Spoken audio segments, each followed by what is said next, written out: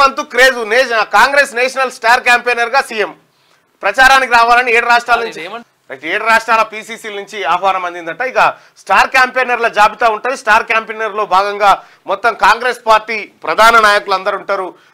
ముఖ్యమంత్రులను ప్రధానంగా star campaigner గా పెడతారు. అందులో భాగంగా రేవంత్ రెడ్డికి కూడా వివిధ రాష్ట్రాల నుంచి ఆహ్వానం అందినాయి. నేటి నుంచి కేరళ రాష్ట్రంలో ప్రచారం చేయబోతా ఉన్నాడు. అయితే తెలంగాణలో రేవంత్ టైం కోసం పట్టుబడుతున్న అభ్యర్థులు వచ్చే నెల 11 వరకు రాష్ట్రంలో 50 సభలు 15 రోడ్ షోలకు ప్లాన్ అంటూ. అయితే ముఖ్యమంత్రి గారు ఒకటైతే క్లియర్ గా చెప్పాల్సింది ఏంటంటే, మీరు కేరళకు పోయినా లాభం లేదు, మహారాష్ట్ర పోయినా లాభం లేదు, ఏడికి పోయిన లాభం.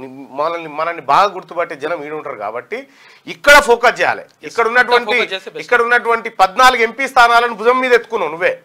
14 ఎంపీ స్థానాలు గెలిపిస్తా అని చెప్పి నువ్వే భుజం మీద ఎత్తుకున్నావు కాబట్టి ఆ పొరపాటు జరగకుండా ఇప్పుడున్న పరిస్థితుల్లో మంచి వాతావరణాన్ని క్రియేట్ చేసి కాంగ్రెస్ పార్టీ గెలిచే విధంగా ప్రయత్నం చేయాలి. ఆయన మీరు కేరళకు పోతే కేరళ కాడని మనల్ని గుర్తుపట్టే వాళ్ళు 2-3 కంటే ఎక్కువ ఉండరు.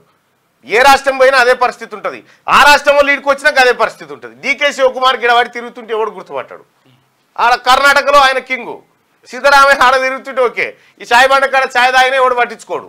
సో కాబట్టి ఏంటంటే ఇప్పుడు పట్టున్నటువంటి తెలంగాణ రాష్ట్రంలో కాంగ్రెస్ పార్టీకి 14 సీట్లు లేదా 15 సీట్ల వరకు కొట్టడానికి ప్రణాళిక రచించండి. దానికోసం ప్రయత్నాలు చేయండి.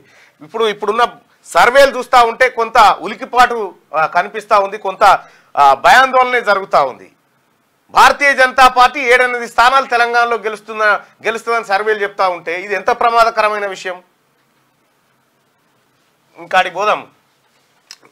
ఇక వచ్చే నెల 11 వరకు రాష్ట్రంలో 50 సభలు 15 రోడ్ షోలకు ప్లాన్ చేయబోతా ఉన్నారట. ఇక ఇవాళ నుంచి కేరళలో రేవంత్ రెడ్డి గారు ప్రచారానికి వెళ్తా ఉన్నాడు. వయనాడు నియోజకవర్గంతో పాటు AICC general secretary KC Venugopal బరిలో ఉన్న అలప్పుజ పార్లమెంట్ సెగ్మెంట్లో గురువారంలో ప్రచారంలో పాల్గొంటారట. ఒక్కోసారి ఓటమి కూడా మంచిదే. అందుకే నేను ఉదాహరణ అని చెప్పేసి 2018లో ఎమ్మెల్యేగా ఓడిపోయినా 2019లో ఎంపీగా గెలిచిన, ఆ తర్వాత పిసిసి చీఫ్ ముఖ్యమంత్రి అయ్యాను. జీవన్ రెడ్డి కూడా అదృష్టం వరించి కేంద్ర మంత్రి కావచ్చు. గల్ఫ్ కార్మికుల కోసం ప్రత్యేక బోర్డు తెస్తామని చెప్పి నిన్న ముఖ్యమంత్రి రేవంత్ రెడ్డి గారు చేసినటువంటి వ్యాఖ్యలు అవి.